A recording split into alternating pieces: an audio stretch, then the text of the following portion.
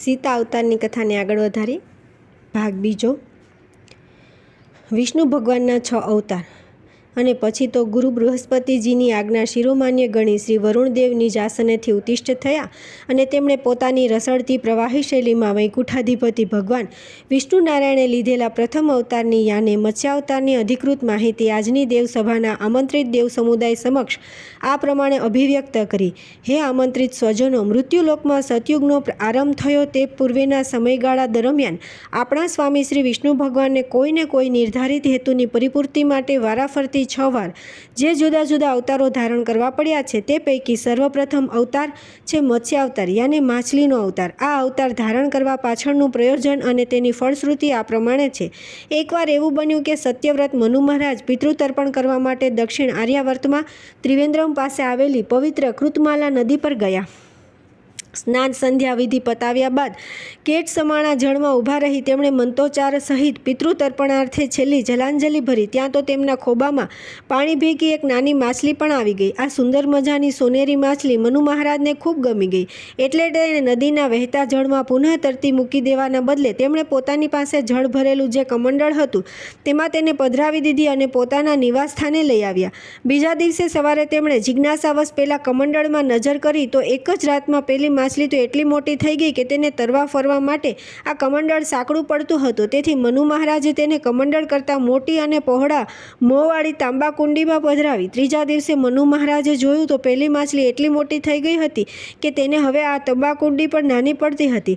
આશ્ચર્યચકિત થઈ ગયેલા મનુ મહારાજે હવે તેને એક મોટા તપેલામાં પધરાવી, પરંતુ પછીના દિવસે તેમણે જોયું તો પેલી માછલી આ મોટા તપેલામાં પણ સમાતી નહોતી। આમ દિન પ્રતિદિન અકલ્પ્ય અને વિસ્મયજનક વૃદ્ધિ પામી રહેલી આ માછલીને મનુ મહારાજે છેવટે પોતાની આવાસની પાછળની બાજુએ આવેલી એક નાની તળાવડીમાં તરતી મૂકી દીધી અને પોતે કંઈક અંશે નિશ્ચિંત થઈ ગયા કે હવે આ માછલી આરામથી આ તળાવડીમાં ચારે બાજુ નિર્વિઘ્ને તર્યા કરશે। પરંતુ આ શું? પછીના દિવસે જઈને જુએ છે તો પેલી માછલી તો મગરમચ્છ બની ગઈ અને આ તળાવડીમાં પણ હવે તો તેને તરવા ફરવામાં અકળામણ થતી હતી। મહાજ્ઞાની અને પ્રકાંડ પંડિત મનુ મહારાજ સમજી ગયા કે માન ન માન પણ આ કોઈ ચમત્કાર નથી બલકે કોઈ ઈશ્વરી સંકેત જ છે। તેથી હવે આખરી ઉપાય રૂપે આ મગરમચ્છને સાગરમાં પધરાવી દેવાનો મનસૂબો કરી ધ્યાનસ્થ અને સમાધિસ્થ થયેલા મનુ મહારાજે ગદગદ કંઠે પ્રભુને પ્રાર્થના કરી કે હે નાથ, હે જગત નિયંતા પ્રભુ, સમજાતું નથી કે આપ કંઈ લીલા કરી રહ્યા છો। કૃપા કરી આ રહસ્ય પાછળનો આપનો આશય સ્પષ્ટ કરી મને ચિંતા મુક્ત કરો પ્રભુ। અને ત્યારે આપણા સ્વામી શ્રી વિષ્ણુ ભગવાને મત્સ્ય રૂપે પ્રગટ થઈ મનુ મહારાજને ચેતવણી આપી કે હે મહાપ્રજ્ઞ મનુ, થોડા સમય પછી જ ભારે જલ પ્રલય થવાનો છે અને તેના કારણે કરીને બ્રહ્માજીની રચેલી આ સમગ્ર સજીવ સૃષ્ટિનો વિનાશ થઈ જવાનો છે।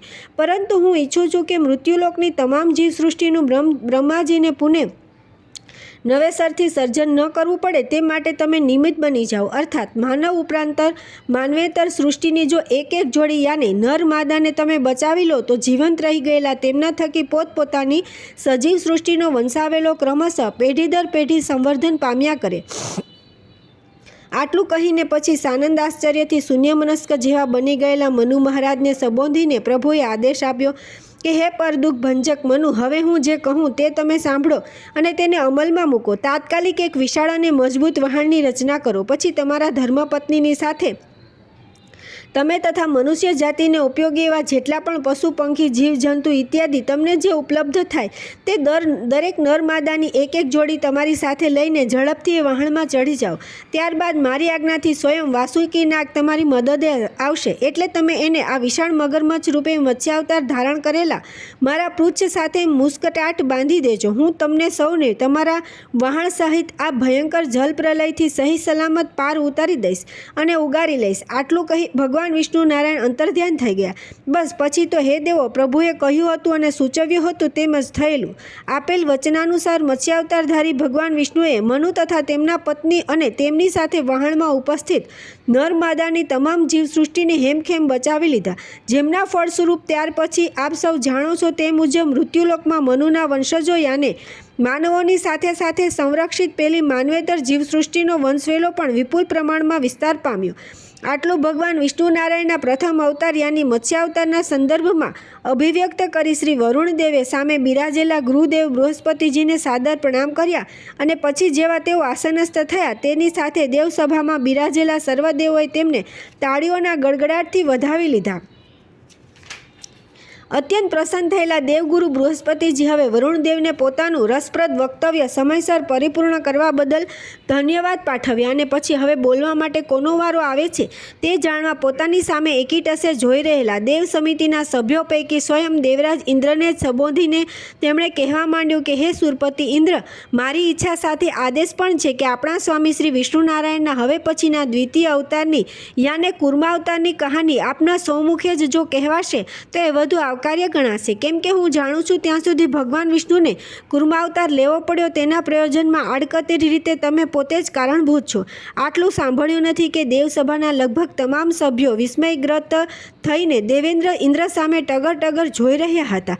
તેમની આ ઉત્કંઠા વધુ સતેજ થાય તે પૂર્વે દેવગુરુએ પોતે જ પોતાની અધૂરી વાતને આગળ વધારતા કહી દીધું કે તમને આશ્ચર્ય થાય એ સ્વાભાવિક છે, પરંતુ એકમાત્ર હું અને તમારી દેવ સમિતિના કેટલાક સભ્યો સારી પેઠે જાણીએ છીએ કે આ કુર્માવતાર લેવા પાછળનો ભગવાન વિષ્ણુનો જગજાહેર હેતુ ભલે સમુદ્ર મંથનની પ્રક્રિયામાં ઉપસ્થિત થયેલા વિઘ્નને ટાળવા માટેનો હોય, કિંતુ આ સમુદ્ર મંથન કરવાની જરૂર કેમ ઊભી થઈ તે તો ઇન્દ્ર અને હું યાને કે અમે બે જ જાણીએ છીએ. ફલત આ જરૂરિયાત પાછળનું મૂળ કારણ જ્યાં સુધી તમારા જાણવામાં નહીં આવે ત્યાં સુધી તમને આ કુર્માવતારના પ્રયોજનની અને એની ફળશ્રુતિની વાસ્તવિકતાનો અંદાજ નહીં આવે.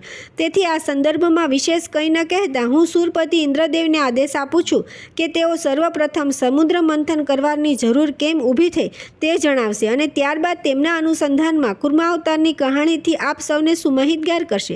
ચાલો પધારો ઇન્દ્રદેવ. આટલું કહીને ગુરુદેવ ઇન્દ્રને હવે બોલાવવા માટે વિવશ કરી દીધા. ધર્મ સંકટમાં મુકાઈ ગયેલા ઇન્દ્રદેવને હવે બોલાવવા માટે ઊભા થયા વિના ક્યાં ચાલે એમ હતું. તેઓ નિજ સ્થાનેથી ઉત્તિષ્ઠ થયા, દેવગુરુને પ્રણામ કર્યા અને પછી દેવસભાને સંબોધીને કહેવા લાગ્યા, હે સ્વજનો, ગુરુદેવની વાત તદ્દન સાચી છે. કુર્માવતાર અને સમુદ્ર મંથન આ બંને માટે હું યાને કે મારો અહંકાર જ કારણભૂત છે. વાત જાણે એમ છે કે એકવાર હું મારા દિવ્યાતિ દિવ્ય સ્વર્ગીય વસ્ત્રાલંકારો તથા સ્વર્ગાધિપતિના પ્રતિકરૂપ હીરાજડિત રાજમુગટ પરિધાન કરીને મારા ગજેન્દ્રની સુવર્ણ રત્નજડિત અંબાડીમાં બિરાજમાન થઈને સ્વર્ગભૂમિ પર લટાર મારવા નીકળ્યો હતો. ત્યાં રસ્તામાં મેં ગુરુ બૃહસ્પતિજીના આશ્રમમાંથી બહાર નીકળી રહેલા દુર્વાસા મુનિને જોયા અને તેમણે મને જોયા. હવે આ મુનિવરની અવગણના કરીને મારાથી આગળ વધાય તેમ તો હતું જ નહીં. તેથી હાથી પરથી નીચે ઉતરી હું તેમની સામે ગયો. પૂર્ણ વૈભવી સ્વર્ગીય પોશાકમાં સુસજ્જ થયેલા મને ઘણા દિવસે આ રીતે જોઈને મુનિ દુર્વાસા પ્રસન્ન થયા અને કલ્યાણમસ્તુ એમ કહી પોતાની પાસે અત્યંત મઘમગતી અને સુવાસિત એક જ દિવ્ય પુષ્પોની માળા હતી તે મને પહેરાવી કંઠમાં ધારણ કરવા માટે આપી, એ આશયથી કે આ અલૌકિક પુષ્પમાળા પરિધાન કરવાથી મારી શાન શોકત અનેક ગણી વધી જશે. મેં તે માળા હાથમાં ગ્રહણ તો કરી, પરંતુ સ્વર્ગાધિપતિના મોભાથી અને વૈભવથી છકી ગયેલા મને મારી હીરા મોતી રત્નજડિત સુવર્ણમાળાઓ આગળ આ પુષ્પમાળા તદ્દન તુચ્છ લાગી. તેથી મેં મારી બાજુમાં ઊભેલા હાથીની સૂંઢમાં તે માળા પરોવી દીધી. આ મારો હાથી પણ આખરે તો સ્વર્ગલોકનો ગજેન્દ્ર હતો, ગર્વિષ્ઠ હતો, એટલે એણે પોતાની આદત મુજબ બેફિકરાઈથી એ માળાને બે ચાર વાર હવામાં આમ તેમ ફંગોળ્યો અને પછી પોતાના પગ તળે ફેંકી અને કચડી નાખી. મુનિવર દુર્વાસાએ નજરો નજર આ બધું જોયું અને તેમનો ક્રોધ સાતમા આસમાને પહોંચી ગયો. તેમને ખ્યાલ આવી ગયો કે સ્વર્ગાધિપતિના મધમાં ચકચૂર થયેલા મેં એમની દિવ્યમાળા પુષ્પમાળાનો ઘોર અનાદર અને તિરસ્કાર કર્યો છે. ત્યાં તેને ઊભા જ મને શાપ આપી દીધો કે હે મહાગુમાની ઇન્દ્ર, તે મારી દિવ્યમાળાનું નહીં સ્વયં મારું અપમાન કર્યું છે. તેથી જા, હું તને શાપ આપું છું કે જે સત્તા અને સંપત્તિના નશાથી તું આટલો અહંકારી બની ગયો છે તે તારી તમામ સત્તા અને સંપત્તિનો તત્ક્ષણ નાશ થઈ જાય અને તું તદ્દન અંકિંચન બની જા. બોલતા બોલતા તેમણે પોતાનું કમંડળનું જળ હથેલીમાં લઈ મારા પર ફેંક્યું અને પોતે અંતર્ધ્યાન થઈ ગયા. મારા પસ્તાવાનો કોઈ પાર ન રહ્યો. હું તો તદ્દન નિર્ધર, નિરાધાર અને સત્તાવિહીન બની ગયો. ગભરાઈ ગયેલો હું પછી દોડતો વિષ્ણુલોકમાં ભગવાન વિષ્ણુ નારાયણના શરણે ગયો અને મારા અક્ષમ્ય અપરાધ બદલ ક્ષમા યાચના કરી. તેમણે પ્રાર્થના કરી કે હે પ્રભુ, મેં જે ગુમાવ્યું છે તે બધું મને પુનઃ પ્રાપ્ત થાય એવો કોઈ રસ્તો કે ઉપાય બતાવવાની કૃપા કરો. દયાના સાગર અને કૃપાનિધાન એવા નારાયણે પ્રથમ તો મને મારા અવિચારી વર્તન બદલ ભારે ઉપાલંભ આપ્યો અને પછી મને સાંત્વના આપવા આ પ્રમાણે કહ્યું કે હે ઇન્દ્ર, હવે તો એક જ રસ્તો છે. તું તારા સ્વર્ગના તમામ દેવોના સહકારથી અને સહાયથી ક્ષીરસાગરનું વલોણું કર. તેમાંથી તને એવા અમૂલ્ય અને અદ્ભુત રત્નો સંપ્રાપ્ત થશે કે જેનાથી તારી અને તારા સ્વર્ગલોકની સંપત્તિ અને સમૃદ્ધિ અનેક ગણી વધી જશે. ભગવાન વિષ્ણુ નારાયણે મને ઉપાય તો બતાવ્યો, પરંતુ એનું અમલીકરણ કરવા અંગે હું ભારે ચિંતામાં ડૂબી ગયો. ક્ષીરસાગરનું વલણું કેવી રીતે કરવું, એ માટે કેટલો મોટો રવૈયો જોઈએ અને નેતૃ પણ કેટલું વિશાળ તથા સક્ષમ જોઈએ. વળી દેવોથી એકલા હાથે તો આવું ભગીરથ કાર્ય થાય પણ કેવી રીતે? આ તો તદ્દન અસંભવિત અને અશક્ય ઉપાય છે. મેં ત્યાં ને ત્યાં સ્વામી શ્રી વિષ્ણુનારાયણ સમક્ષ આ મુશ્કેલી રજૂ કરી, ત્યારે એક ક્ષણાર્ધમાં તેમણે તો એનું નિરાકરણ પણ લાવી દીધું. એમ કહીને કે હે ઇન્દ્ર, મંદરાચર પર્વતનો રવૈયો કર, નેતૃ થવા વાસુકી નાગને પ્રસંગ કર, અને એકલા દેવોથી આ વલણું થઈ શકે એમ ન હોય તો એમ કર, સમુદ્ર મંથન દ્વારા પ્રાપ્ત થનારા અમૃતની લાલચ આપી દૈત્યોને આ કાર્યમાં સામેલ કર. જા, આ સિવાય બીજા કોઈ રસ્તે તને સ્વર્ગની સુખ સાહેબી અને સંપત્તિ પાછી પ્રાપ્ત થાય એમ છે જ નહીં. માટે મારા વચન પર વિશ્વાસ રાખી મેં જેમ કહ્યું તેમ કર. બસ પછી તો હું ત્યાંથી સીધો ગુરુ બૃહસ્પતિજીના શરણે ગયો અને તેઓ શ્રીના તમામ હકીકતથી સુજ્ઞાત કરી તથા પ્રભુએ સૂચવેલ ઉપાય પ્રસ્તુત કરી તેમને વિનંતી કરી કે હે ગુરુદેવ, હવે અમારા એકમાત્ર આધારસ્તંભ આપ જ છો. આપ યેન કેન પ્રકારે દૈત્યોને આ સમુદ્ર મંથનની પ્રક્રિયામાં સહભાગી થવા સમજાવો. અમે કોઈ સમજાવવા માટે જઈશું તો એ લોકો માનશે નહીં. ગુરુદેવ મારા કથન પાછળનો હાલ સમજી ગયા. તેમણે દૈત્યોના ગુરુ શુક્રાચાર્યનો સંપર્ક સાધ્યો અને તેમની મારફતે દાનવરાજ બલીને સમુદ્ર મંથનમાં દેવો સાથે જોડાઈ જવા સમજાવી દીધો.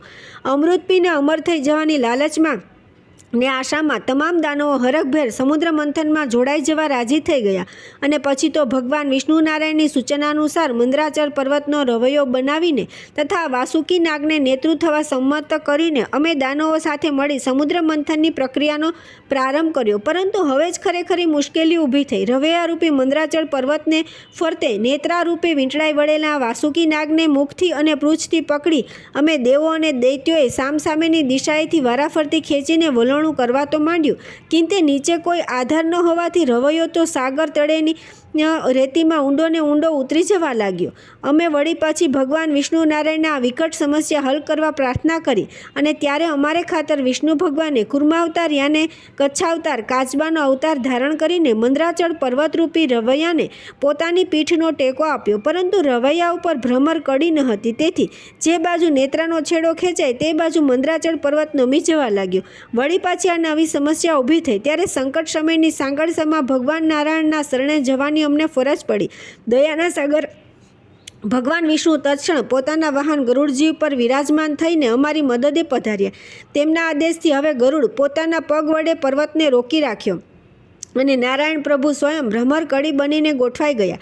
આટલી બધી મહેનત કરી અમે દેવો અને દૈત્યો નેતૃ ખેંચી ખેંચીને થાકી ગયા, હાંફી ગયા. કોઈ સુખદ પરિણામ ન આવ્યું. ત્યારે સ્વયં ભગવાને અજિત નારાયણ રૂપે પ્રગટ થઈને વલોણાના યાને સમુદ્ર મંથન કરવાની પ્રક્રિયામાં અમને સહાય કરી. ફળ સ્વરૂપ સમુદ્રમાંથી હવે સર્વપ્રથમ હળાહળ ઝેર બહાર આવ્યું. અમારી ચિંતાનો પાર ન રહ્યો.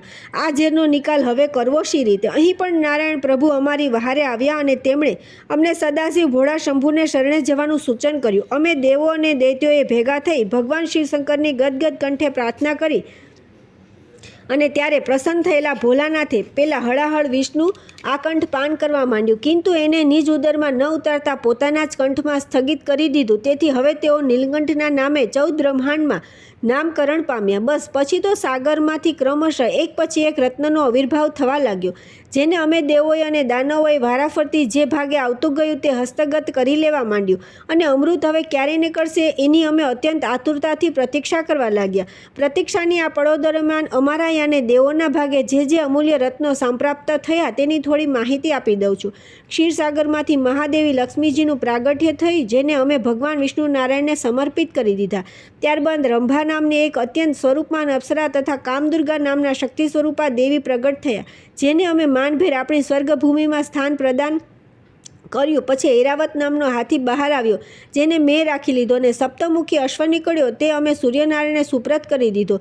તત્પશ્ચાત સારંગ, ધનુષ્ય, પંચજંખ, શંખ તથા કૌસ્તુભ મણિ નીકળ્યા. તે ત્રણેય અમે આપણા સ્વામી શ્રી વિષ્ણુનારાયણના હવાલે કરી દીધા. અને છેલ્લે પારિજાત નામનું એક દૈવી વૃક્ષ નીકળ્યું, તેને અમે વિષ્ણુલોકમાં રોપી દીધું. આમ કરતાં કરતાં સુરા નામનું એક અત્યંત માદક પીણું બહાર નીકળ્યું, જેનું પાન કરી મદમસ્ત થઈ જવાના હરખમાં ને ઉમંગમાં દૈત્યોએ તે હડપ દઈને કબજે કરી લીધું. ત્યારે જાણી જોઈને અમે કંઈ ન બોલ્યા અને આખરે જેની અત્યંત આતુરતાથી પ્રતીક્ષા થઈ રહી હતી તે અમૃતનો કુંભ લઈને સ્વયં ધન્વંતરી દેવ જેવા પ્રગટ થયા કે તરત જ આગળની હારમાં ઊભેલા દાનવોએ તે કુંભ ધન્વંતરી દેવના હાથમાંથી ઝપટ મારી ઝૂંટવી લીધો અને તે લઈ એકી શ્વાસે દોટ મૂકી દૈત્યો ત્યાંથી ભાગ્યા. અમે દેવો તો ક્ષણાર્ધમાં બની ગયેલી આ ઘટના ફાટી આંખે જોતા જ રહી ગયા. અમારી દશા ત્યારે એવી થઈ હશે તેની અત્યારે તો કદાચ તમે કલ્પના પણ નહીં આવે. હાથમાં આવેલો કોળિયો આમ છેલ્લી ઘણી આંખના પલકારામાં ઝૂંટવાઈ જતા થોડી ક્ષણો માટે તો અમે સૌ દેવો હતપ્રદ અને નિરાશ થઈ ગયા. પછી બીજો કોઈ ઉપાય ન સોચતા સૌ દેવોના આગ્રહથી હું પુનઃ પ્રભુ વિષ્ણુ નારાયણના શરણે ગયો. અંતર્યામી વિષ્ણુ ભગવાને પ્રથમ તો મને અમારા બેધ્યાનપણા અંગે ભારે ઠપકો આપ્યો અને પછી મારી વારંવારની વિનંતીથી તથા ક્ષમાયાચનાથી દયાદ્ર થયેલા તેમણે અમારે ખાતર મોહિની રૂપ ધારણ કર્યું તથા ઝડપથી પહોંચી જઈ આગળ વધી રહેલા દાનવોને માર્ગમાં જ આંતર્યા. પોતાના દિવ્યાતિ દિવ્ય રૂપ લાવણ્યથી મોહિની રૂપ ધારી પ્રભુએ દાનવોને એવા તો મોહાંધ અને વશીભૂત કરી દીધા કે દૈત્યોએ સ્વેચ્છાએ પેલો અમૃતકુંભ મોહિની દેવીના કરકમળમાં પધરાવી દીધો. એ આશયથી કે અને કામનાથી કે આ મોહિની દેવી જો પોતાના સ્વહસ્તે તેમને સૌને અમૃત પીવડાવશે તો તેઓ ધન્ય થઈ જશે અને અમર પણ થઈ જશે. પછી તો મોહિની દેવીની સૂચના પ્રમાણે દાનવોની સાથે અમે દેવો પણ ક્ષીરસાગરને કિનારે સામે સામે લાંબી પંગતમાં હારબંધ ગોઠવાઈ ગયા અને અમારી બંનેની હારોની વચ્ચે હાથમાં અમૃત કુંભ લઈને ઠાડા રહેલા અને મરક મરક મલકાઈ રહેલા મોહિની દેવી હવે શું કરશે તે ન સમજાતા શૂન્યમનસ્ક જેવા થઈ ગયેલા અમે દેવો તેમની સામે અપલક નજરે જોઈ રહ્યા. હવે મોહિની રૂપધારી ભગવાન વિષ્ણુએ પોતાના અપ્રતિમ ચાતુર્યનો વિનિયોગ કરી દાનવરાજ બલીને બાજુ પર બોલાવીને એવું સમજાવ્યું કે આ અમૃત કુંભને સાગરમાંથી નીકળ્યો સારો એવો સમય પસાર થઈ ગયો હોવાથી એમાંનું અમૃત આ કુંભમાં નીચે ઠરી ગયું છે અને ઉપર તો માત્ર પાણી રહ્યું છે. તેથી જો તમે કહેતા હો તો હું આ પાણીરૂપી નિત્રામણ દેવોને પાઈ દઈને એમને અહીંથી વિદાય કરી દઉં. બસ પછી તો તમે છો ને, હું છું. કુંભમાં નીચે જામી ગયેલું અમૃત હલાવી હલાવી તમને દરેકને મારા સ્વહસ્તે ખૂબ પ્રેમથી પીવડાવી દઈશ. બોલો, કબૂલ છે? સુરા પીને ચકચૂર થઈ ગયેલા દાનવરાજ અને બીજરા અગ્રગણ્ય દૈત્યો મોહિની દેવી પર એવા આસક્ત થઈ ગયા હતા કે તેઓ જેમ કહે તેમ કરવા સહજ પણ આનાકાની કરી નહીં અને સંમત થઈ ગયા. હવે ભગવાન મોહિની નારાયણે અમૃતપાન કરાવવાની શરૂઆત અમારાથી કરી અને અમારા મુખારવિંદમાં અમૃતની ધાર રેડતા રેડતા તેમણે આગળ વધવા માંડ્યું. અમારી દેવોની પંગતમાં સૌથી છેલ્લે સૂર્ય અને ચંદ્ર બિરાજમાન હતા. મોહિની નારાયણ એ તરફ ક્રમશઃ આગળ વધી રહ્યા હતા. સામેની પંગતમાં બેઠેલા દાનવો હસતા ચહેરે અમે નીતરેલું પાણી પી રહ્યા છીએ એવા ભ્રમમાં રાચી રહ્યા હતા અને નશાગ્રસ્ત નયને મોહિની દેવીની આ લીલા નિરખી રહ્યા હતા. હવે બન્યું એવું કે દૈત્યોની પંક્તિમાં છેલ્લે બેઠેલો રાહુ નામનો એક દાનવ ફાટી આંખે આ પ્રક્રિયા જોઈ રહ્યો હતો. એ બહુ ચોકર અને હોશિયાર હતો. એને ખ્યાલ આવી ગયો કે માન ન માન પણ આ અમૃત પીરસનારી મોહિની કોઈ સ્ત્રી નથી પણ પુરુષ જ છે. એ જાણતો હતો કે સ્ત્રીનો હંમેશા ડાબો પગ પહેલાં ઉપાડતો હોય છે અને પુરુષનો જમણો પગ. આ મોહિની તો જમણો પગ પહેલાં ઉપાડે છે, તેથી જરૂર આ મોહિની પુરુષ જ છે. રાહુ ચેતી ગયો. રખેને સ્વયં વિષ્ણુ ભગવાન પોતે તો સ્ત્રીના વસ્ત્રો પરિધાન કરી અમને મોહિની સ્વરૂપ ધારણ કરીને તો નથી આવ્યા ને? જો એવું હશે તો દાનવોની આંખમાં ધૂળ નાખી અને દેવોને બધું અમૃત પાઈ દઈને આ વિષ્ણુ નારાયણ વહ્યા જશે અને દાનવો જીભ ચાટતા રહી જશે. પણ હું શું કામ રહી જાઉં? એવું વિચારીને રાહુ કોઈની પણ નજર ન પડે એ રીતે ચૂપકીદીથી પોતાની પંક્તિમાંથી નીકળી અમારા દેવોની પંક્તિમાં સૌથી છેલ્લે જ્યાં સૂર્ય અને ચંદ્ર બેઠા હતા તેમની વચ્ચે ઘૂસી ગયા અને મોં પહોળું કરી બેસી ગયા. અંતર્યામી નારાયણ રાહુ નામના દૈત્યનું આ કારસ્તાન જાણી ગયા અને વિચારમાં પડી ગયા કે આને અમૃત પાવું કે નહીં. જો પોતે ચંદ્રના મુખમાં અમૃત રેડી રાહુને પડતો મૂકી સૂર્ય પાસે જશે તો પંક્તિભેદ કર્યાનું દોષારોપણ પોતાના પર થશે, જે ઈચ્છનીય નહીં ગણાય. આવું વિચારી પ્રભુએ પંક્તિભેદ ન કર્યો અને અમૃતની ધાર રાહુના મુખમાં પણ કરી દઈ તેને અમર બનાવી દીધો. પછી છેલ્લે વધેલું અમૃત સૂર્યદેવના મુખારવિંદમાં ઠાલવી દઈ એને ખાલીખમ થઈ ગયેલો અમૃતકુંભ દાનવો તરફ ફેંકી દઈ ભગવાન વિષ્ણુ નારાયણ અંતર્ધ્યાન થઈ ગયા. બસ પછી તો છેતરાઈ ગયેલા દાનવો અમારી સાથે તુમુલ યુદ્ધ કર્યું અને અમરત્વ પામેલા અમારાથી તેઓ બુરી રીતે હારી ગયા. તો પણ તેમની વેરવૃત્તિ શાંત ન થઈ તે ન જ થઈ. પરિણામે ત્યારથી માંડી આજ દિન સુધી કોઈને કોઈ નિમિત્તે ઊભું કરીને તેઓએ અમારી અને આપણી સાથે વારંવાર યુદ્ધ કર્યા જ કર્યું છે. તેનાથી આપ સૌ સારી પેઠે સુજ્ઞત જ છો. આટલું કહી દેવરાજ ઇન્દ્રે ભગવાન વિષ્ણુનારાયણના દ્વિતીય અવતારની યાને કુર્માવતારની કહાની સમાપ્ત કરી અને પછી દેવગુરુ બૃહસ્પતિજીને પ્રણામ કરી નિજ આસન ગ્રહણ કર્યું. ત્યારે સભામાં ઉપસ્થિત સમસ્ત દેવગણે ભારે હર્ષનાદ સાથે તાળી પ્રદાન કરી તેમના વક્તવ્યને વધાવી લીધું.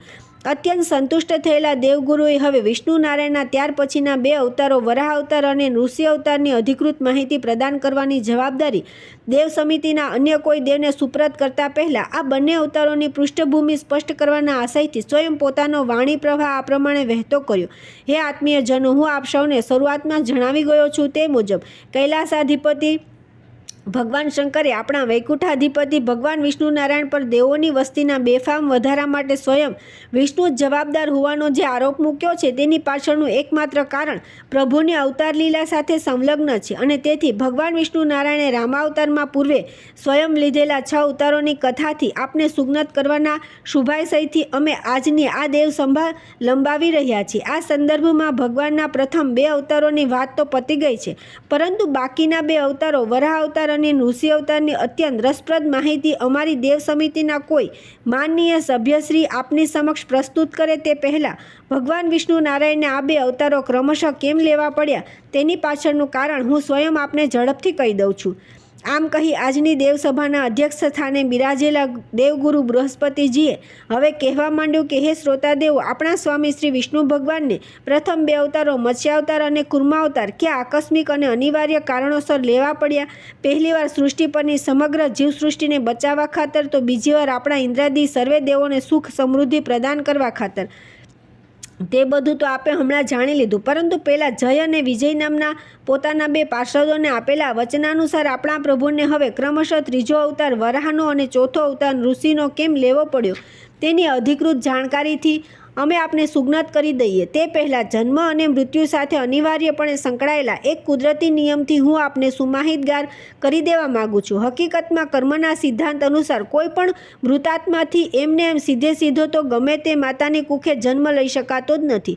પોતાના સંચિત કર્મોનું ફળ ભોગવવા અથવા તો કોઈ નિર્ધારિત જન્મ હેતુની પરિપૂર્તિ માટે પ્રત્યેક મૃતાત્મા યોગ્ય માતા પિતાની ખોજમાં ભટક્યા કરે છે અને જ્યારે તેની શોધ સફળ થાય છે ત્યારે જ તે માતા પિતાના ગર્ભમાં પ્રવેશ કરે છે. મૃતાત્મા કે જીવાત્માની આ જન્મ મરણની ઘટનાની વાસ્તવિકતાનો આપને સદ્રષ્ટાંત ખ્યાલ આવે તે માટે હવે હું અમારી દેવ સમિતિના સભ્ય શ્રી ધર્મદેવને આજ્ઞા કરું છું કે તેઓ આપને પેલા જય વિજયના પ્રથમ જન્મની અધિકૃત માહિતીથી સુજ્ઞાત કરશે, જેથી આપને ખ્યાલ આવી જાય કે પેલા જય વિજયે કોઈ માતાની કુખે પ્રથમ જન્મ લીધો. શ્રી ધર્મદેવ આટલું અભિવ્યક્ત કરીને હવે દેવગુરુએ ધર્મદેવને સંબોધન કરવાની તક પ્રદાન કરી.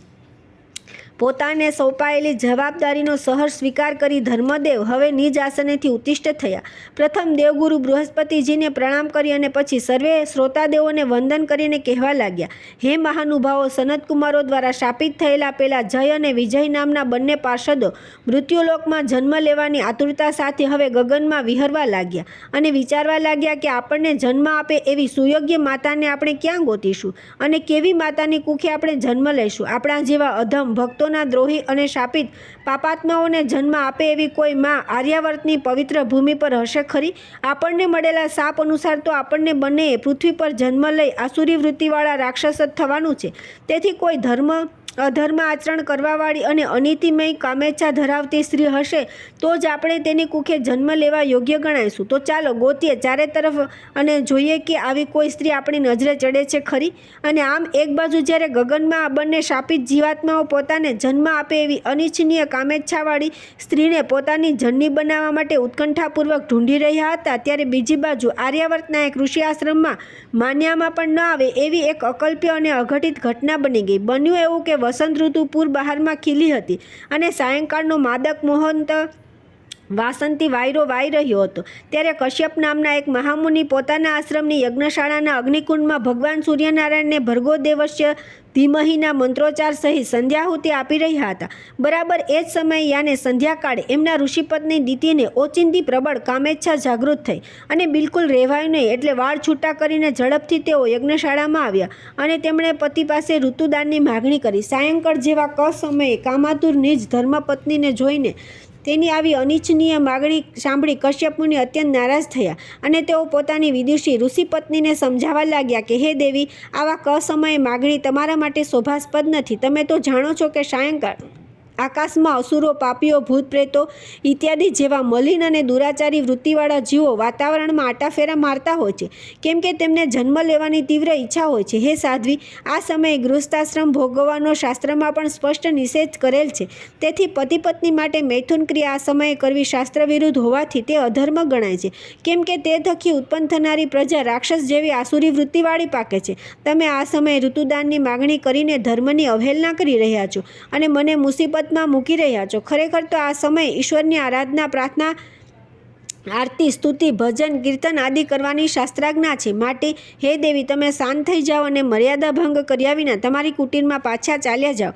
ઋષિ આ રીતે ઘણું સમજાવ્યા છતાં દિતિ દેવી સમજ્યા નહીં. ત્યારે પોતાની જરા પણ ઈચ્છા ન હતી છતાં કશ્યપ મુનિ સંધ્યાકાળે ઋતુદાન દેવું પડ્યું, કેમ કે નિજ પત્નીને કામેચ્છાનો દાહોદ જાગ્યો હોય ત્યારે તેને સંતુષ્ટ ન કરવી અને એને પણ શાસ્ત્રમાં અનેક પ્રકારના અપરાધો ગણવામાં આવ્યા છે એ કશ્યપ મુનિથી અજાણ્યું ન હતું. બરાબર એ જ સમયે આકાશમાં ભટકી રહેલા અને માને શોધી રહેલા પહેલા જય અને વિજયના જીવાત્માઓએ જોયું અને તેમણે તરત જ નિશ્ચય કર્યો કે આ માં જ આપણા માટે બરાબર છે. આ સ્ત્રીએ પોતાનો ધર્મ છોડ્યો છે, માટે આને જ આપણી માં બનાવી. આવું વિચારીને પહેલા જય અને વિજયના જીવાત્માઓએ દિતિ દેવીના ગર્ભમાં પ્રવેશ કર્યો અને ફળ સ્વરૂપ દિતિ દેવી સગર્ભા બન્યા. થોડી વારમાં આવેશ શમી જતાં દિતિ દેવીના પસ્તાવાનો પાર રહ્યો નહીં અને રડતી આંખે તેમણે નિજ પતિદેવની ક્ષમા માંગી.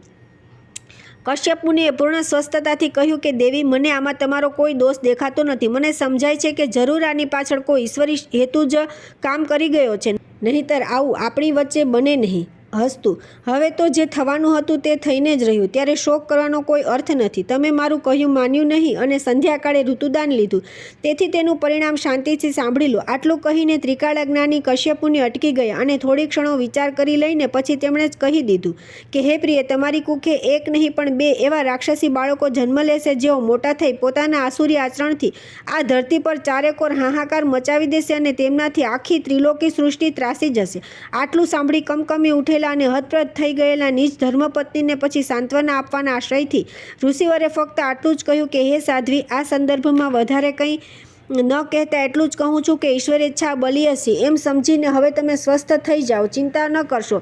એક સારા સમાચાર આપી દઉં છું. તમારા આ બંને રાક્ષસ પુત્રોનો સંહાર કરવા માટે સ્વયં વિષ્ણુ ભગવાન અવતાર લઈ અવની પર આવશે અને ભગવાનના હાથે તેમનું મોત થશે. એટલે એમના જીવની આ જન્મ પૂરતી તો સદગતિ થઈ જ જશે. આટલું સાંભળી આશ્વાસન પામેલા દિતિ દેવી પછી જતે દિવસે બે પુત્રોને જન્મ આપ્યો, જેના નામ પાડવામાં આવ્યા હિરણાક્ષ અને હિરણ્યકશિપુ. આટલું કહી દઈને ધર્મદેવે પોતાની જવાબદારી પરિપૂર્ણ અને ગુરુદેવને નમસ્કાર કરી તેઓ આસનસ્થ થયા. પ્રસન્ન થયેલા બૃહસ્પતિજીએ તેમને ધન્યવાદ આપ્યા અને પછી પોતે જ કહેવા લાગ્યા કે હે સુજ્ઞ દેવો, ભગવાન વિષ્ણુ નારાયણે જય અને વિજયના પ્રથમ જન્મ અંગે દેવી લક્ષ્મીજીને જે કહ્યું હતું તે સાકાર થઈને જ રહ્યું. તે તમે સાંભળ્યું ને? હવે આ બંને રાક્ષસો પૈકી પ્રથમ હિરણાક્ષને મારવા માટે સ્વયં વિષ્ણુ ભગવાનને કેમ અને ક્યાં અવતાર લેવો પડ્યો તેની માહિતી સંક્ષેપમાં આપને કહી સંભળાવું છું. હું આપણી દેવ સમિતિના આદરણીય સભ્ય શ્રી અગ્નિદેવને આજ્ઞા કરું છું કે હે અગ્નિદેવ, અને પછી ગુરુદેવની આજ્ઞાનું પાલન કરવા અગ્નિદેવ ઊભા થયા. ગુરુદેવને પ્રણામ કરી પછી ઉપસ્થિત દેવ સમુદાયને સંબોધી તથા સમયની મર્યાદાને ધ્યાનમાં રાખી તેમણે ભગવાન વિષ્ણુ નારાયણના તૃતીય અવતાર યાની વરાહ અવતારની વિગત આ પ્રમાણે પ્રસ્તુત કરી. આદરણીય ગુરુદેવને અત્રે બિરાજિત સર્વે દેવ મિત્રો, આજની આ દેવસભાની સમાપ્તિ આડે બહુ શેષ સમય બાકી રહ્યો હોવાથી હું આપને ભગવાન વિષ્ણુએ સ્વયં લીધેલા વરાહ અવતાર અંગેની માહિતી અત્યંત સંક્ષેપમાં કહી દેવા માગું છું. કશ્યપ મુનિના ધર્મપત્ની દિતિ દેવીના કુખે જન્મેલા એમના જ્યેષ્ઠ પુત્ર હિરણાક્ષે પુખ્ત વયના થતાની સાથે પોતાનું પોત પ્રકાશ્યું અને પોતાની રાક્ષસી તાકાતથી એક પછી એક એવા અમાનુષી અને આસુરી કૃત્યો કરવા માંડ્યા કે આખી પૃથ્વી હચમચી ઉઠી. અત્યંત ત્રાસી ગયેલા ધરતી માતાએ પોતાની સમગ્ર સજીવ સૃષ્ટિનું સંરક્ષણ કરવાના આશયથી મહાશક્તિશાળી ભગવાન ભોલેનાથની આરાધના કરવા માંડી. પોતાના ગુપ્તચરો મારફતે આ માહિતી સંપ્રાપ્ત થતાં ખૂબ જ ઉશ્કેરાઈ ગયેલા હિરણાક્ષ અને રાક્ષસે ધરતી માતાનું હરણ કરી એમને લઈને સીધો રસાતલમાં ઉતરી ગયો અને સમસ્ત ત્રિલોકમાં હાહાકાર મચી ગયો. હવે એને ધરતી માતાને પાતાળમાંથી બહાર કાઢવાનો બીજો કોઈ રસ્તો ન રહેતા સ્વયં વિષ્ણુ ભગવાને વરાહ અવતાર ધારણ કર્યો અને પાતાળમાં ઉતરી ગયેલા પૃથ્વી માતાને પોતાના વિશાળ અને વજ્ર સમાન મજબૂત દંત પર ઊંચકીને પાતાળમાંથી બહાર કાઢ્યા અને પછી પોતાના દંત વડે મહાશક્તિશાળી હિરણાક્ષ રાક્ષસને ચીરી નાખીને મારી નાખ્યા. અને આમ આપેલ વચનાનુસાર પોતાને જય નામના પાર્ષદને પ્રથમ જન્મમાંથી મુક્તિ આપી. આટલી ટૂંકી પણ સચોટ માહિતી પ્રદાન કરી જેવું અગ્નિદેવે પોતાનું વક્તવ્ય સમાપ્ત કર્યું કે તરત જ ધન્યવાદ પાઠવીને દેવગુરુએ તેમને આવી રીતે સંક્ષેપમાં દિતિ દેવીના દ્વિતીય પુત્ર હિરણ્યકશિપુનું સહારવા માટે ભગવાન વિષ્ણુ નારાયણે જે ચોથો યાની ઋષિ અવતાર લેવો પડ્યો તેની માહિતી શ્રોતાજનોને સુજ્ઞત કરવા આગ્રહભર્યો અનુરોધ કર્યો. અને ત્યારે ગુરુ આજ્ઞા શિરોમાન્ય ગણી હવે અગ્નિદેવે ભગવાનના ઋષિ અવતારની રસપ્રદ માહિતી આ પ્રમાણે પ્રસ્તુત કરી.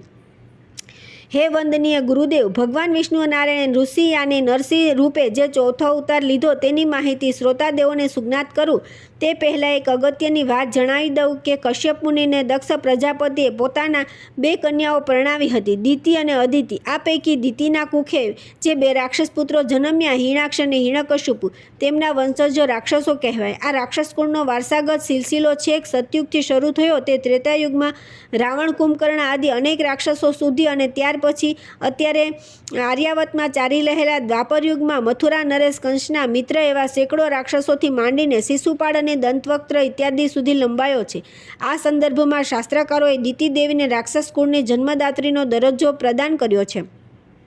હવે કશ્યપ મુનિના બીજા પત્ની અદિતિ દેવીની વાત કરું તો તેમની કુખે ઇન્દ્રદેવ, વરુણદેવ, ધર્મદેવ આદિ દેવોનો જન્મ થયો હોવાથી અને પછી એ સિલસિલો છેક આપણે સૌ સુધી લંબાયો હોવાથી અદિતિ દેવીને દેવોની કુળદેવીનું સન્માન આપી બિરદાવવામાં આવ્યા છે. આમ આપણે દેવો અને દૈત્યો એક પિતા કશ્યપ મુનિ અને 2 ભિન્ન ભિન્ન માતાઓ દિતિ દેવી અને અદિતિ દેવીના વારસદારો હોવાથી સગપણના નાતે આપણે એકબીજાના ઓરમાન ભાઈઓ છીએ એ વાત ભૂલવા જેવી નથી.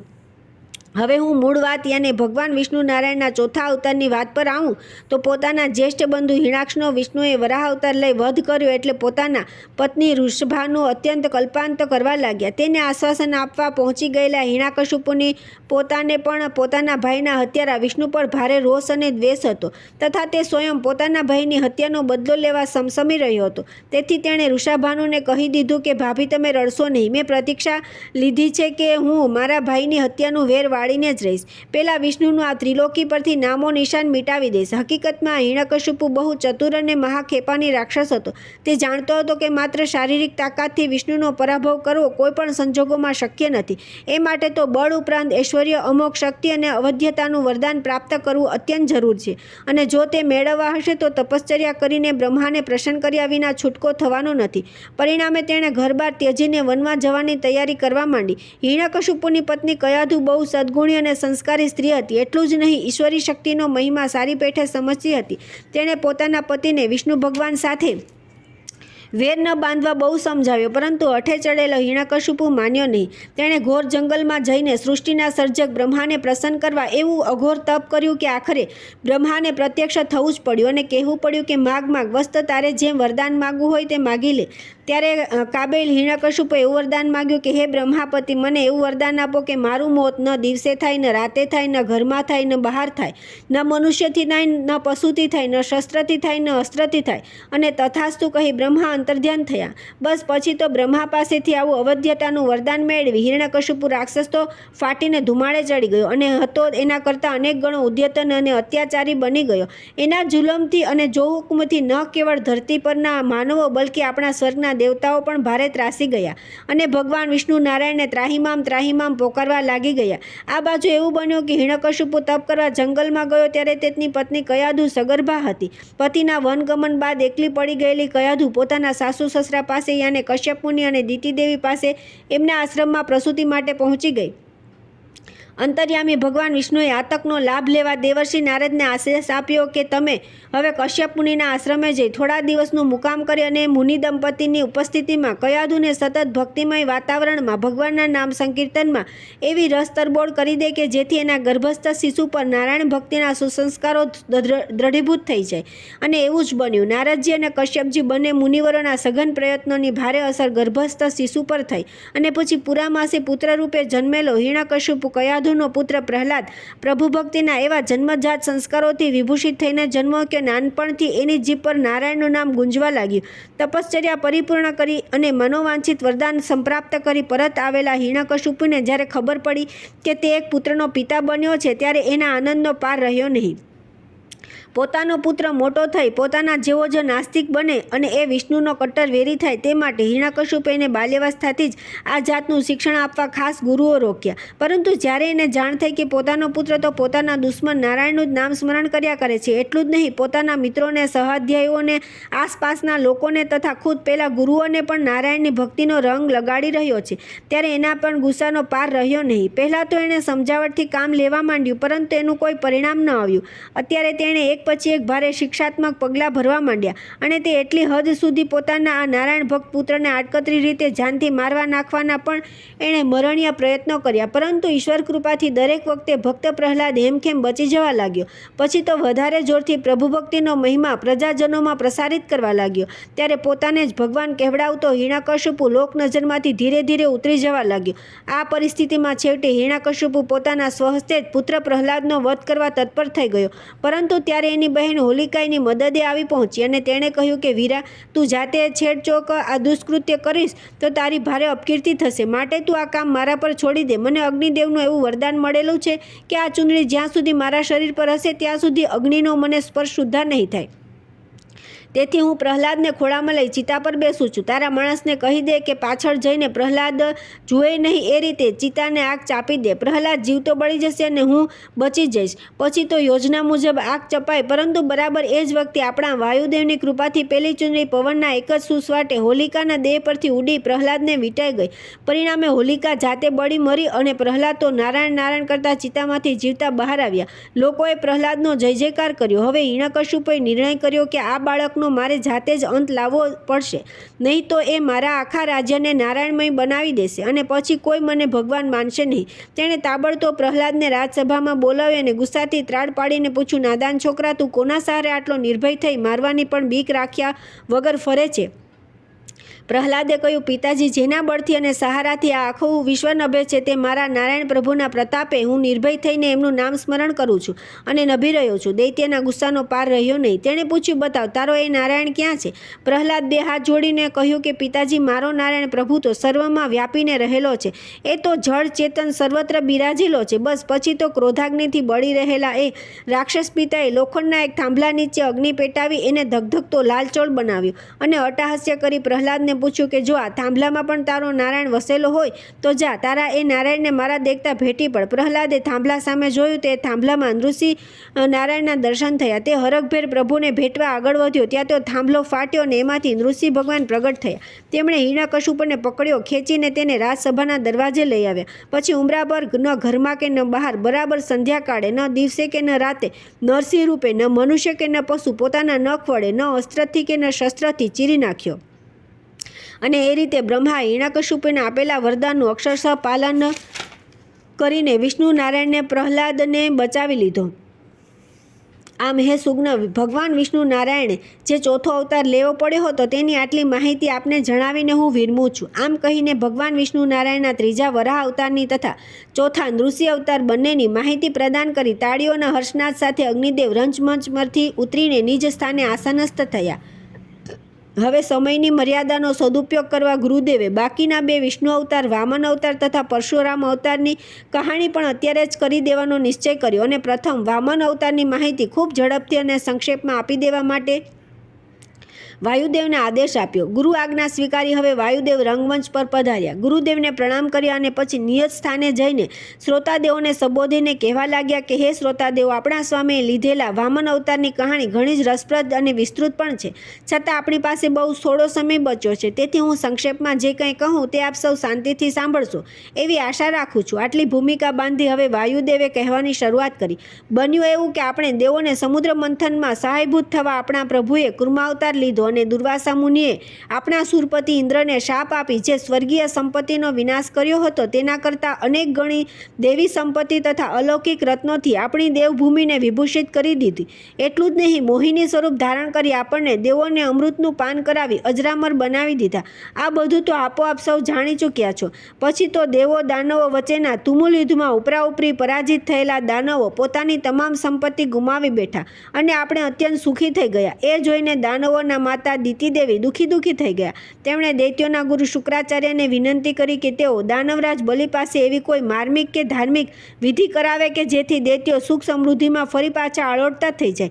ફળ સ્વરૂપ શુક્રાચાર્ય બલિરાજાને મળી સમજાવી દીધું કે હે રાજન, હવે તો ગુમાવેલી સંપત્તિ પાછી મેળવવાનો એકમાત્ર ઉપાય એ છે કે તું તથા તારું દૈત્યવૃંદ બ્રાહ્મણોની સેવા કરો, તેમને પ્રસન્ન કરો અને તેમના આશીર્વાદ મેળવો. બ્રહ્મ સેવાનો મહિમા અપરંપાર છે, માટે પૂર્ણ શ્રદ્ધા રાખી તમે સૌ જો બ્રાહ્મણોની સેવા કરશો તો પુનઃ સંપત્તિવાન બની જશો. પછી તો ગુરુ વચનમાં શ્રદ્ધા રાખી બલિરાજા સહિત તમામ દૈત્યો બ્રાહ્મણોની સેવામાં લાગી ગયા. કાળક્રમે બલિરાજાને અઢળક ધન સંપત્તિ સંપ્રાપ્ત થઈ. અક્ષર રથ તથા અખૂટ બાણ ભાથું પણ મળી જતાં તેણે આપણી સ્વર્ગભૂમિ પર આક્રમણ કર્યું. દૈત્યોની આસુરી શક્તિ આગળ આપણો પરાજય થતાં આપણને પણ દુઃખી અને હતાશ થઈ ગયા. આપણું દુઃખ જોયું ન જતાં આપણા દેવમાતા અદિતિ દેવી આપણા પિતા કશ્યપ મુનિને પ્રાર્થના કરી કે હે સ્વામી, આપણા દેવોની બધી જ સંપત્તિ દૈત્યો ઝૂંટવી ગયા છે, તો કૃપા કરી મને એવો કોઈ દીકરો આપો જે દીકરાના પ્રતાપે મારા દેવો પુનઃ સુખ સમૃદ્ધ બની જાય.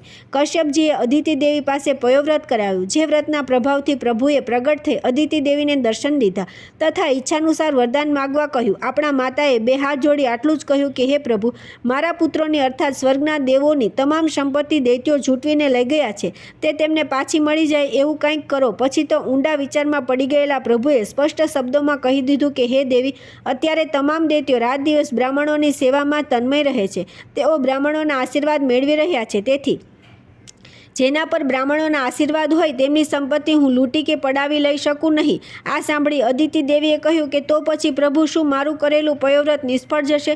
જવાબમાં પ્રભુએ કહ્યું કે ના દેવી, તમારું વ્રત નિષ્ફળ નહીં જાય. હું એક કામ કરું છું, હું સ્વયં પુત્ર બનીને તમારી કુખે અવતાર ધારણ કરું છું અને યોગ્ય સમયે બલિરાજા પાસેથી એમની તમામ સંપત્તિ ભિક્ષામાં માગી લઈ તમારા દીકરાઓને યાને દેવોને પ્રદાન કરી દઉં છું. બસ ફળ સ્વરૂપ કશ્યપ અદિતિના પુત્ર રૂપે આપણા વિષ્ણુ ભગવાને વામન અવતાર ધારણ કર્યો. તેઓ 7 વર્ષના થયા ત્યારે પિતા કશ્યપ મુનિએ તેમને યજ્ઞોપવિત સંસ્કાર આપી આજ્ઞા કરી કે પુત્ર, હવે તું ભિક્ષા લેવા જા. બટુક વામનજીએ પૂછ્યું કે હે પિતાજી, હું કોની પાસે ભિક્ષા લેવા જાઉં? મને યોગ્ય યજમાન બતાવો. કશ્યપ મુનિ તેને યજમાન તરીકે બલિરાજાનું નામ સૂચવ્યું અને વામનજી ભગવાન હવે બલિના દ્વારા આવીને ઊભા રહી ગયા. દ્વારપાળે બલિરાજાને જાણ કરી કે નામદાર કોઈ બ્રાહ્મણ બટુક દ્વારે પધાર્યા છે અને તેમનું મુખ કમંડળ બ્રહ્મ તેજથી ઝળહળી રહ્યું છે. હર્ષ વિભોર થઈ ગયેલા બલિરાજાએ શીઘ્ર યજ્ઞભૂમિ પરથી ઉઠીને દ્વારે પહોંચ્યા અને તેમણે વામનજીનું ભાવભીનું સ્વાગત કર્યું અને પૂછ્યું કે બોલો બ્રહ્મચારીજી, આપની હું શી સેવા કરું? આપ જે માગશો તે આપને નિઃશંક મળી જશે. વામનજી તો એટલું જ જોઈતું હતું. તેમણે કહ્યું કે હે રાજન, હું માત્ર એક જ આશાથી તમારી પાસે ભિક્ષા માંગવા આવ્યો છું. મારે સંધ્યા પૂજન વિધિ કરવા માટે મારી પોતાની જ માલિકીની હોય એવી 3 પગલાં પૃથ્વીની જરૂર છે. તું મને તે આપી શકીશ? અટ્ટહાસ્ય કરીને જ અભિમાની સ્વભાવવશ બલિરાજાએ કહ્યું કે અરે નાના બાળક, તમે માગતાય ન આવડ્યું, માગીને ફક્ત 3 પગલાં પૃથ્વી માગી. આખી પૃથ્વી માગી હોત તો પણ હું તમને આપી દેત. જાવ, લઈ જાઓ. તારા 3 પગલાં ભરીને જે જમીન તારા ભાગ્યમાં આવે તે. એમ અભિમાનથી બોલી બલિરાજાએ ગુરુ શુક્રાચાર્ય ઘણી આનાકાની કરી, છતાં વામનજીના સ્વહસ્તે હાથમાં જળ લઈ સંકલ્પ જાહેર કરી દીધો. બસ વામન ભગવાનનું તો કામ થઈ ગયું. હવે વામન નારાયણ પોતાનું વિરાટ સ્વરૂપ વધારવા લાગ્યા. આખી દૈત્ય સભા આશ્ચર્યચકિત થઈ જોઈ રહી. આકાશમાંથી આપણે સૌએ પુષ્પવૃષ્ટિ કરી. બલિરાજા સમજી ગયા કે આ બટુક એ કોઈ બ્રહ્મચારી બાળક નથી, એ તો સાક્ષાત વિષ્ણુ ભગવાન વામન અવતાર રૂપે યાચક બની મારી પાસે ભિક્ષા માગવા આવ્યા છે. એ તો ધનધન્ય થઈ ગયો. પછી તો વામન નારાયણે 2 જ પગલામાં આખી પૃથ્વીને માપી લીધી અને પછી બોલ્યા કે બોલ રાજા બલિ, હવે હું મારું ત્રીજું પગલું ક્યાં ક્યાં મૂકું? બલિ તો ભારે મુશ્કેલીમાં મુકાઈ ગયો, નતમસ્તકે ઊભો રહી ગયો. આ વખતે તેની અત્યંત ચતુર ધર્મપત્ની વિંધ્યાવલી તેની મદદે આવી. તે વામનજીની સમીપે આવીને બોલી કે હે પ્રભુ, આપને 3 પગલાં જમીન જોઈએ છે ને, તો આપ જરા શાંતિથી ઊભા રહો, હું હમણાં જ આપને તે અપાવી દઉં છું. તેણે પોતાના પતિ નીચે બેસી જવા જણાવ્યું અને પછી પ્રભુને કહ્યું કે પ્રભુ, ત્રિલોકીમાં આપના 2 પગલાં ભલે પૂરા થઈ ગયા, પરંતુ મારા પતિનું મસ્તક હજી બાકી છે. આપ મારા પતિના માથા પર ત્રીજું ચરણ મૂકી દો એટલે આપના 3 પગલાં પૂરા થઈ જાય. વિંધ્યાવલીની ચતુરાઈ અને એ રીતે પોતાના પતિનો ઉદ્ધાર કરવાની પ્રયુક્તિથી અત્યંત પ્રસન્ન થઈ ગયેલા આપણા વિષ્ણુનારાયણે પછી વિંધ્યાવલીને વરદાન માગવા કહ્યું. વિંધ્યાવલીએ પછી વરદાનમાં જે માગ્યું તેનાથી સ્વયં વિષ્ણુ ભગવાન કેવી મુશ્કેલીમાં મુકાઈ ગયા. એ કહાણી તો બહુ લાંબી છે, પરંતુ સમયના અભાવે મારાથી અત્યારે એ કહી શકાય એમ નથી. તેથી એટલું જ કહીને આપણા પ્રભુને 5મો અવતાર વામન અવતાર કેમ લેવો પડ્યો હતો તેની માહિતી સમાપ્ત કરતાં પહેલાં એટલું કહી દઉં કે પછી બલિરાજાએ પ્રભુને હાથ જોડી પોતાનું મસ્તક એમના ચરણે ધર્યું અને ભગવાને પોતાનું ત્રીજું ચરણ બલિના મસ્તક પર મૂકી એને પાતાળમાં સૂતળમાં ઉતારી દીધો. આમ પોતાને સોંપાયેલી ફરજ પરિપૂર્ણ કરી શ્રી વાયુદેવ આસનસ્થ થઈ ગયા. એમના વક્તવ્યને વધાવી લેતા તાળીઓનો ગડગડાટ શાંત થઈ જતા હવે દેવગુરુ બૃહસ્પતિજી એકમાત્ર બાકી રહી ગયેલા શ્રી કામદેવને આજ્ઞા કરી કે તેઓ હવે વિષ્ણુ ભગવાનના 6થા અવતારની પરશુરામ અવતારની નોંધપાત્ર વિગતો સભાગૃહ સમક્ષ જાહેર કરવા રંગમંચ પર પધારે. અને ગુરુ આજ્ઞા શિરોમાન્ય ગણીને રંગમંચ પર આવીને નિયત સ્થાને ઉત્તિષ્ઠ થઈ શ્રી કામદેવ ઉવાચ, હે સ્વજનો, અત્યંત સંક્ષેપમાં હું હવે આપણા સ્વામી વિષ્ણુનારાયણ લીધેલા 6થા અવતારથી સુજ્ઞત કરવાનો પ્રયત્ન કરું છું, જે છે પરશુરામ અવતાર. હકીકતમાં બન્યું એવું કે દેવવશાત આર્યાવર્તની ભૂમિ પર બ્રાહ્મણોનો દ્રોહ કરનાર ક્ષત્રિયોનો ત્રાસ ખૂબ વધી ગયો. ત્યારે વેવસ્વ મન્વંતરમાં ભૃગુ ઋષિના વંશજ રુચિક ઋષિના પુત્ર મુનિ જમદગ્નિ અને તેમના પત્ની રેણુકા દેવીના પુત્ર રૂપે આપણા સ્વામી વિષ્ણુનારાયણે મહાપરાક્રમી ગણાતો પરશુરામ અવતાર ધારણ કર્યો. એક વખત જમદગ્નિ ઋષિ આશ્રમમાં ન હતા ત્યારે કાર્તિવીર્ય નામના એક સ્વચ્છંદી અને અમાનુષી ક્ષત્રિય રાજાએ આશ્રમની કામધેનુ ગાયનું અપહરણ કર્યું. આ કાર્તિવીર્ય સોમવંશી યદુપુત્ર સહસ્રાજીતના વંશમાં જન્મેલા કૃતવીર્ય નામના રાજાનો પુત્ર હતો. તેમનું એક નામ અર્જુન હતું તો બીજું નામ સહસ્ત્રાર્જુન પણ હતું. ગુરુ દત્તાત્રેયની સેવા કરવાથી તેને 1000 હાથ અર્થાત 1000 હાથ જેટલું અપાર બળ પ્રાપ્ત થયું હતું. હવે બન્યું એવું કે આશ્રમની કામધેનુ ગાય રાજા કાર્તવીર્ય લઈ ગયો, તેથી તેને તે પરત કરવાની વિનંતી કરવા પરશુરામની અત્યંત સ્વરૂપવાન માતા રેણુકા તેના મહેલે ગઈ અને દૃષ્ટ કાર્તિવીર્યએ બદદાનથી તેને પોતાના મહેલમાં પૂરી દેવાનો પ્રયત્ન કર્યો. પરંતુ સતી રેણુકા પોતાના આત્મબળથી ત્યાંની છૂટીને મોડી પણ આશ્રમે પરત આવી. શંકાશીલ ઋષિ જમદગ્નિએ હવે પોતાની પત્ની રેણુકાની પતિભક્તિ અને પતિવ્રતા પર શંકા જતા ગુસ્સે થયેલા તેણે પોતાના 4 પુત્રોને આ ચારિત્ર ભ્રષ્ટ માતાને જાનથી મારી નાખવાની આજ્ઞા કરી. પરંતુ પરશુરામ સિવાયના બીજા 3 ભાઈઓએ માતૃહત્યા કરવાની ઘસીને ના પાડી. કિંતુ પિતૃભક્ત પરશુરામે પિતાની આજ્ઞાનું પાલન કરવા પોતાની પરશુ વડે માતા રેણુકાનો શિરચ્છેદ તો કર્યો, પરંતુ પછી અતિ પ્રસન્ન થયેલા નિજ પિતા પાસે વરદાન માગ્યું કે તેઓ પોતાના તપોબળથી માતા રેણુકાને સજીવન કરે. અને ઋષિએ તે પ્રમાણે કરી પોતાના માતા પુત્ર બંનેને પોતાની ભૂલ સમજાઈ જતા આશીર્વાદ આપ્યો. ત્યારબાદ પરશુરામે પહેલા કાર્તિવીર્ય સાથે દ્વંદ્વ યુદ્ધ કર્યું અને તેના સહસ્ત્ર બાહરૂપી બંને હાથ કાપી નાખ્યા અને પછી તેનો સંહાર કર્યો તથા આશ્રમની કામધેનુ ગાય પાછી મેળવી. હવે પોતાના પિતાના સંહારનું વેર લેવા કાર્તિવીર્યના પુત્રોએ છાનામાના આશ્રમ પર આક્રમણ કરી જમદગ્નિ ઋષિનો વધ કરી નાખ્યો. પરશુરામ તો અત્યારે આશ્રમમાં હતા નહીં, પરંતુ જેવા એમને સમાચાર મળ્યા કે અત્યંત ક્રોધે ભરાઈ પરશુરામે પ્રથમ તો કાર્તિવીર્યના પુત્રોને પરશુ વડે હણી નાખ્યા. એટલું જ નહીં, પૃથ્વી પર કંટક સમાન બની ગયેલા તમામ ક્ષત્રિયોને એકવાર નહીં 21 વાર હત્યા કરી પૃથ્વીને નક્ષત્રી કરી નાખી અને સંપ્રાપ્ત થયેલા તમામ સંપત્તિ બ્રાહ્મણોને દાનમાં આપી દઈ તેઓ તપશ્ચર્યા કરવા મહેન્દ્ર પર્વત પર ચાલ્યા ગયા. આટલી અધિકૃત માહિતી પ્રદાન કરી શ્રી કામદેવ પોતાનું વક્તવ્ય પૂર્ણ કર્યું અને તાળીઓના તથા હર્ષનાદોના ગડગડાટ વચ્ચે નિજ સ્થાન ગ્રહણ કર્યું. ધારણ કરી અવતાર પ્રભુએ કીધી કરુણા અપરંપાર. મત્સ્ય કુર્મ વરાહ પછીથી ચોથો લીધો નૃસિંહ અવતાર. વામન પરશુરામ રૂપે અવતરી ઉતાર્યો ભૂમિનો ભાર. ત્રેતાયુગ પૂર્વે અવની પર કીધું અવતરણ 6 વાર.